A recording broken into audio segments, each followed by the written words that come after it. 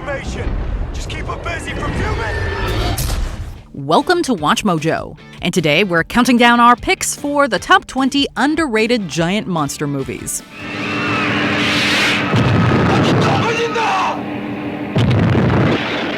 For this list, we're looking at oversized creature features where the monster itself is the main storyline, not just a side element. Which massive monster do you think should rule them all? Be sure to let us know in the comments below.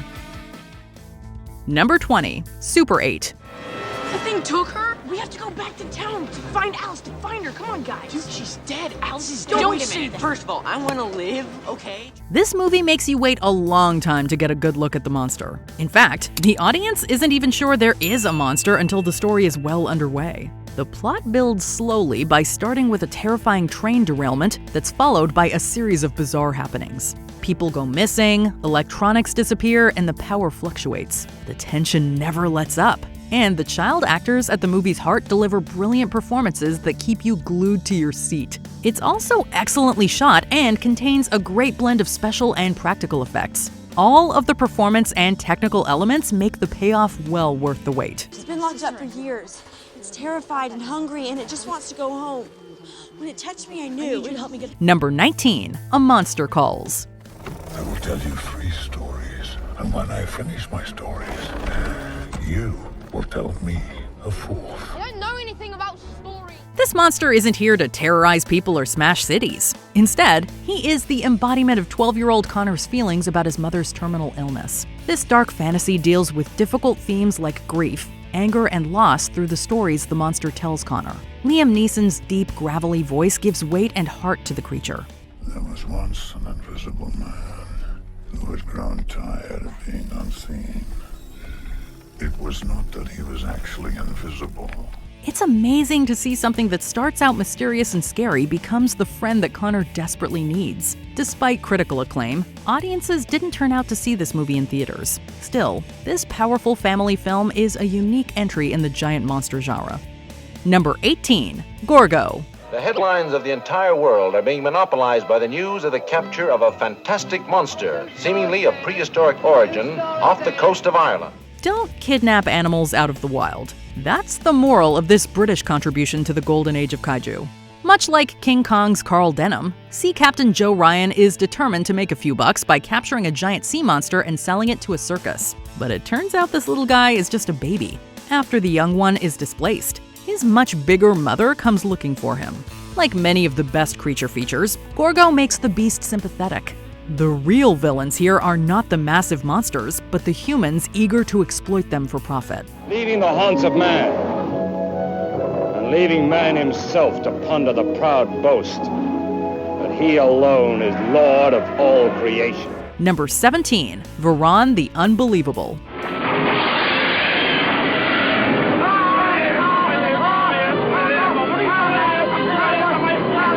Produced by Toho Company Studio, a major player in the Japanese kaiju movie industry, Varan is a classic of the genre. A holdover from dinosaur times, this colossal winged lizard just wants to be left alone in his lake. The village priest tries to warn away the scientists who want to conduct experiments there, but naturally they do not listen. A few years after the film was released, an American version was produced that also took place in Japan and followed a similar storyline. Besides the iconic flying scenes, Varan stands out for its unusually witty humor and dialogue.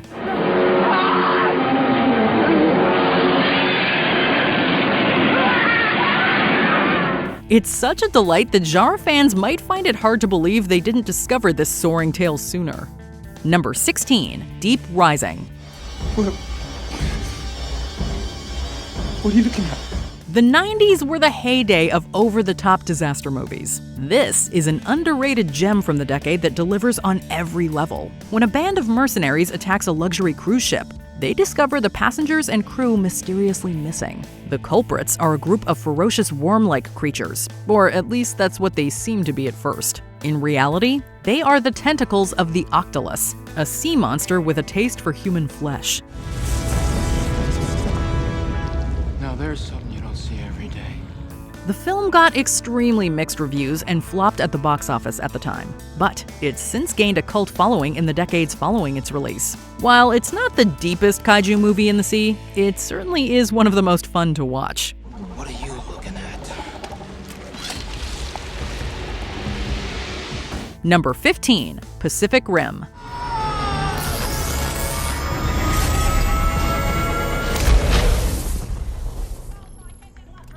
Second discharge fried all the comms, so I'm not getting any signals. You might be tempted to write this one off as a generic smash-em-up action movie, but that would be a mistake. Guillermo del Toro put a ton of thought into the design of all the kaiju. He took inspiration from both the great monster movies of decades past and classic works of art. And as a bonus, he set up a plot where humans and giant robots have to stop the creatures from tearing humanity apart. While the monsters are naturally the biggest stars of the show, the plots surrounding the human characters are just as engrossing. That fact and the great designs resulted in a gorgeous-looking movie filled with monsters that feels somehow both futuristic and timeless. Come on! Let's do this together! Number 14. 20 Million Miles to Earth. There it is. If you're a giant monster mega fan, then you're probably familiar with the work of Ray Harryhausen. The stop-motion animator was responsible for some of the most famous American film monsters, including the Emir. This poor alien didn't ask to be here. After being brought back to Earth from Venus as an egg, it hatches and quickly grows to gargantuan proportions. It never intends to torment people, it just takes issue with the scientists who want to cage and study it, and later, the soldiers who are determined to kill it. This film's visual effects are way ahead of their time. By the end of the film, you'll find Emir's tragic fate to be genuinely heart-wrenching.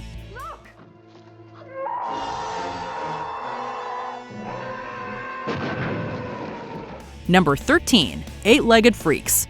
Our town is being attacked by giant spiders.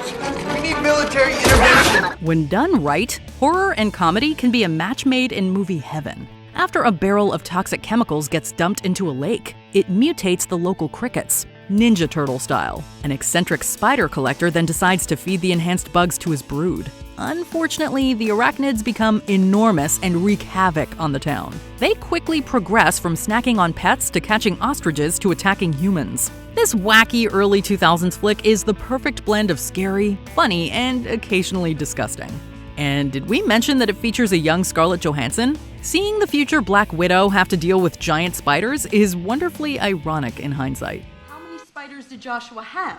I don't know, 100, maybe 200. 200? Are you kidding? Number 12. Gamera, the giant monster. While at the time it was dismissed as a Godzilla ripoff, this 1965 film kickstarted the second most prolific kaiju film franchise, one that would end up setting the tone for other monster films of the era. After an accidental nuclear blast in the frozen north, a colossal turtle emerges from the ice, one that can breathe fire and even fly.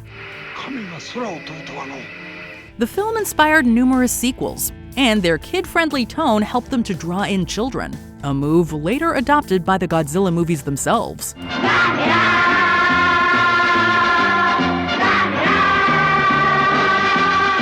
In the 1990s, a trilogy of grim and gritty films rebooted the franchise, but the original is still sorely underviewed.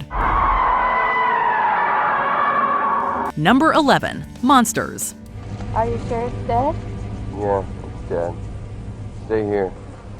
This low-budget sci-fi flick took the 2010 film festival scene by storm and quickly became an unexpected critical darling. Its plot took place near the US-Mexico border a few years after gigantic creatures land on Earth. During the film, two American protagonists try to get back into the States. Along the way, they encounter obstacles both extraterrestrial and earthly. The film was praised for tackling heavy themes amidst the terror and wonder of an alien invasion. Additionally, the relationship drama at the movie's heart is punctuated by scenes of brilliant tension, breathtaking visuals, and deeply human connection.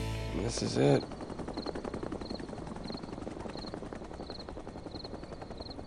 I don't want to go home.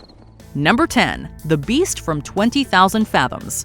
Ordinary bullets have no effect, and a method of destroying the awesome creature has not yet been formulated. But the battlefield has been cleared. Another classic featuring stop motion from the brilliant Ray Harryhausen. This movie was based on a short story by Ray Bradbury. It follows a massive Rhedosaurus who was awakened by atomic bomb tests after being frozen in the Arctic Circle since ancient times. The creature eventually makes its way to New York City, where it menaces Manhattan and Coney Island. Speaking of which, the movie utilizes the urban setting incredibly well. And the film was historic, as its atomic plot and creature helped inspire Godzilla. In fact, the film's success was a major reason for the profusion of monster movies that came out in the decade that followed.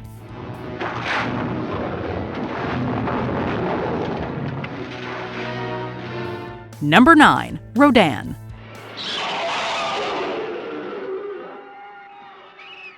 What are the tank platoons in? Yes, sir. Another creature spawned from the 1950s monster movie craze, this ancient pteranodon has earned a place in the Kaiju Hall of Fame. When miners are attacked and killed by a mysterious underground menace, the local people discover not Rodan. They instead find a group of huge prehistoric bugs. Yet hidden near their lair is an enormous egg that soon hatches out the immense flying beast, who can flatten a city just by flapping his wings. After the film's initial release, an English dubbed version was created. It quickly became one of the most successful Japanese films in the American market. After study of all the relevant data, I can now state that the unidentified flying object is a giant flying reptile, closely related to the extinct pteranodon. And do you recognize that voice? It's Hollywood icon George Takei in his first film role. Number 8. Daimajin. Released in the 1960s, this film is fairly unique for its period setting, with feudal Japan taking the place of modern cities as the site for giant monster action.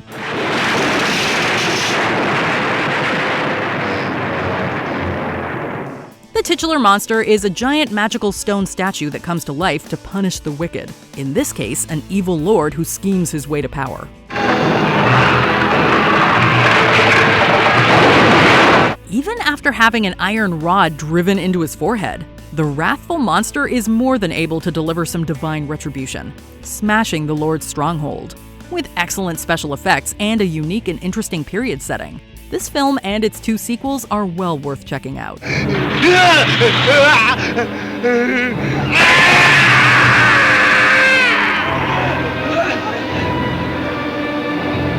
Number 7. Big Ass Spider. There's something about a movie title that tells you exactly what you're getting with no messing around, and this 2013 giant monster romp certainly has one of those titles. An intensely tongue-in-cheek throwback to classic giant insect movies, the film follows a good-natured exterminator as he helps try and destroy an increasingly giant spider. It appears to be climbing up the top of City Hall. The size of it is just unbelievable. This may not be the most polished film out there, but it's clear with every frame that the filmmakers put their hearts and souls into the production. And the result is a fun and endearing crowd pleaser with action, excitement, and heart to spare. Up yours.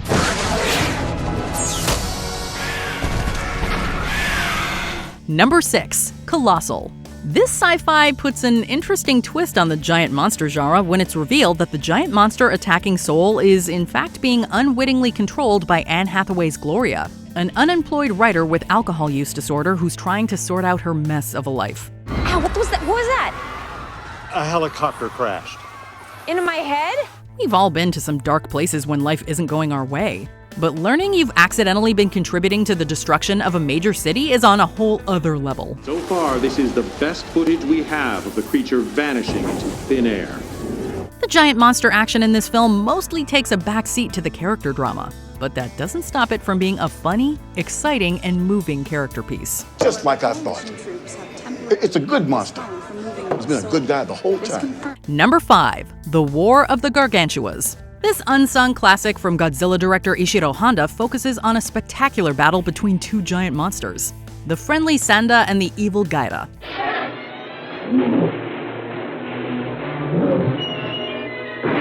In addition to a knockdown, drag-out battle royale in the finale, this film also features some of the best effects and miniatures ever produced by the legendary Eiji Tsuburaya and his team.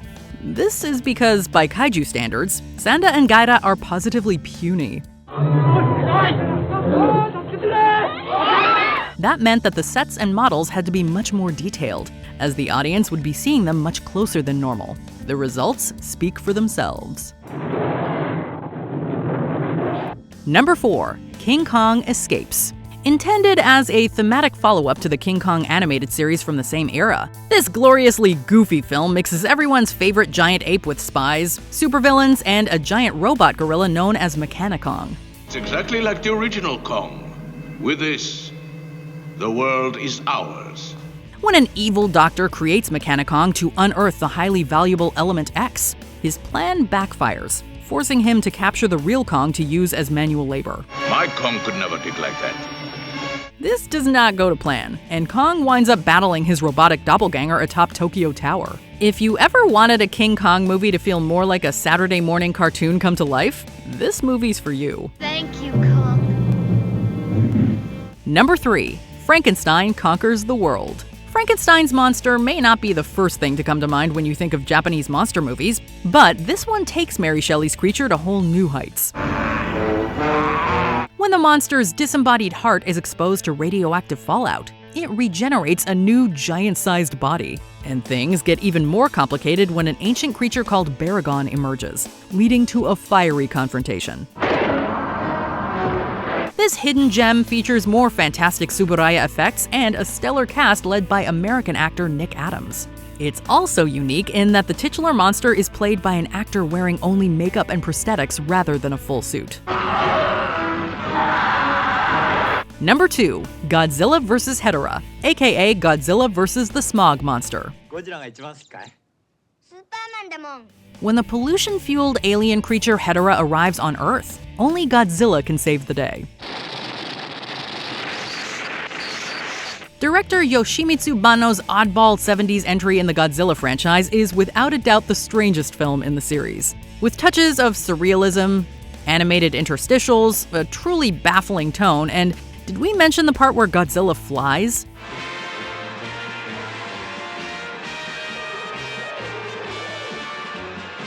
The film also bucks the trend toward kid-friendliness, with a dark tone and even on-screen deaths. It feels like an odd mashup of a Godzilla movie and an avant-garde art film, making it a truly unique experience for better or worse, and one that every fan should check out. Before we continue, be sure to subscribe to our channel and ring the bell to get notified about our latest videos. You have the option to be notified for occasional videos or all of them. If you're on your phone, make sure you go into your settings and switch on notifications. Number 1. Trollhunter. Another excellent found-footage giant monster movie. This Norwegian film follows a group of journalism students who are seemingly on the trail of a bear poacher. Shot that bear, didn't you? You stay away from me, understood? However, when they follow the man into the woods, they discover he's actually after a much different sort of game: trolls.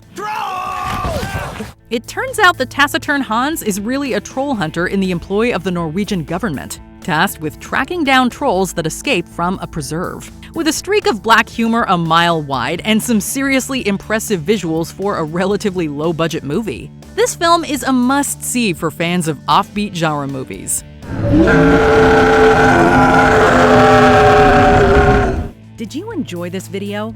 Check out these other clips from WatchMojo, and be sure to subscribe and ring the bell to be notified about our latest videos.